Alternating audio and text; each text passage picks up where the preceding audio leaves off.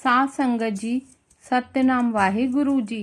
एक बार मर्दाना ने गुरु नानक से कहा कि मेरे साथ ऐसा क्यों होता है।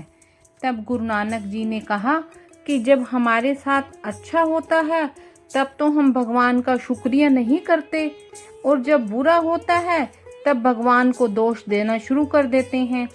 गुरु नानक जी ने कहा कि कृष्ण के साथ इतना बुरा हुआ, उनका मामा उन्हें मारना चाहता था, और राम भगवान को तो 14 वर्ष का वनवास मिला था, और राम ने जब सीता माता को जंगल में छोड़ दिया था, क्या राम ने, कृष्ण ने, सीता ने कभी ऐसा बोला कि मेरे साथ ऐसा क्यों हुआ।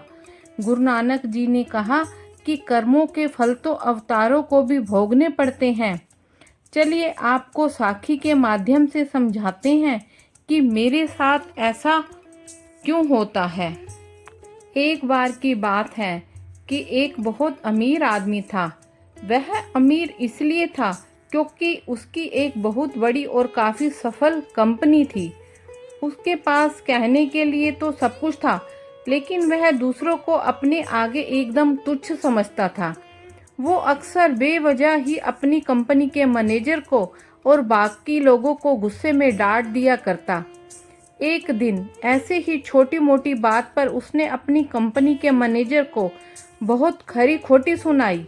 बेचारा मैनेजर कंपनी के मालिक के आगे तो कुछ न बोल सका, लेकिन बाद में फिर उसने सारा गुस्सा अपने नीचे काम कर रहे बाकी वर्करों पर निकाल दिया। वर्कर बिना कोई गलती के इतनी डांट सुनकर मन ही मन दुख और गुस्से से भर गए। इनमें से एक वर्कर ने कंपनी से बाहर निकलते समय सारा गुस्सा कंपनी के गेट कीपर पर निकाल दिया। बिना किसी वजह के डांट सुनकर निराश गेट कीपर जब घर गया तो बिना किसी बात के अपनी बीवी पर चिढ़ गया और उसे भला बुरा कहने लगा।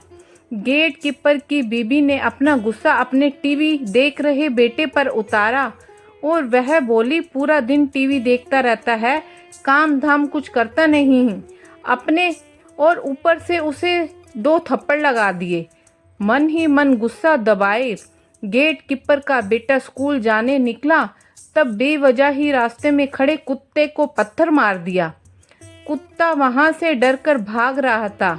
तब उसने सोचा कि मुझे ही क्यों इंसान बेवजह मारते हैं। अगर इंसान ऐसे ही होते हैं तो मैं भी इन्हें अब सबक सिखाऊंगा। सोचकर उसने एक गाड़ी से उतर रहे आदमी को काट लिया। मजे की बात देखिए, गाड़ी से उतर रहा वह आदमी कोई और नहीं, वही कंपनी का मालिक था जिसने इस सब की शुरुआत की थी। कंपनी का मालिक जब तक जिया तब तक यही सोचता रहा कि मैंने उस कुत्ते का क्या बिगाड़ा था जो उसने मुझे काट लिया। अब इस कहानी से हमें क्या शिक्षा मिलती है?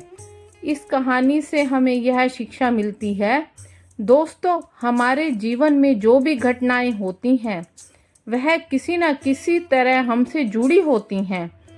हम जाने अनजाने में जो भी काम करते हैं वो कभी ना कभी लौट कर किसी न किसी रूप में हम तक जरूर वापस आता है। अगर हम किसी को मुस्कान देते हैं तो वह भी बदले में हमें मुस्कान देता है। उसी तरह सुख के बदले सुख, दुख के बदले दुख, गुस्सा के बदले गुस्सा, बुराई के बदले बुराई और अच्छाई के बदले अच्छाई लौटकर हमें मिलती है। हमें ही चुनना होता है कि हमें लोगों से क्या वापस चाहिए, और उसी हिसाब से हमें अपना आचार विचार रखना चाहिए और अपने कर्म अच्छे रखने चाहिए। जबकि क्या होता है, हम हर चीज़ के लिए भगवान को दोष देते हैं। आप सब लोग जानते हो, जब भगवान राम का राज तिलक हुआ था और दूसरे ही दिन 14 वर्ष का वनवास उनकी माँ ने दिया, और कृष्ण भगवान को तो उसका सगा मामा कंस मारना चाहता था, और जब से कृष्ण पैदा हुआ तब से उसकी जान के पीछे पड़ा था उसका मामा। तब भगवान ने तो कभी नहीं कहा कि मेरे साथ ही ऐसा क्यों हुआ। जब हमारे ऊपर कोई मुसीबत आती है तो यह मत सोचो कि मेरे साथ ऐसा क्यों हुआ। पर उस समय आप लोग यह सोचो कि यह जो दुख आया है इसको कैसे सोल्व करें, इसी पर ही अपना ध्यान दें, क्योंकि कोई भी दुख या मुसीबत आना आपके हाथ में नहीं है।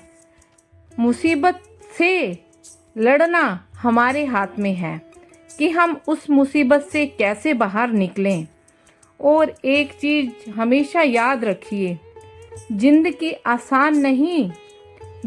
आसान नहीं, बस खुद को मजबूत बनाना पड़ता है।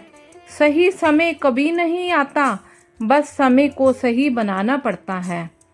और दोस्तों, वीडियो कैसे लगा कमेंट करके ज़रूर बताना, और कमेंट में सतनाम वाहे गुरु ज़रूर लिखना। और दोस्तों, अगर आपने अभी तक मेरा चैनल सब्सक्राइब नहीं किया तो प्लीज़ मेरे चैनल को सब्सक्राइब और वीडियो को लाइक अवश्य करें। और आपके प्यार और स्नेह के लिए बहुत बहुत धन्यवाद। और मेरी वीडियो देखने के लिए आपका बहुत बहुत धन्यवाद।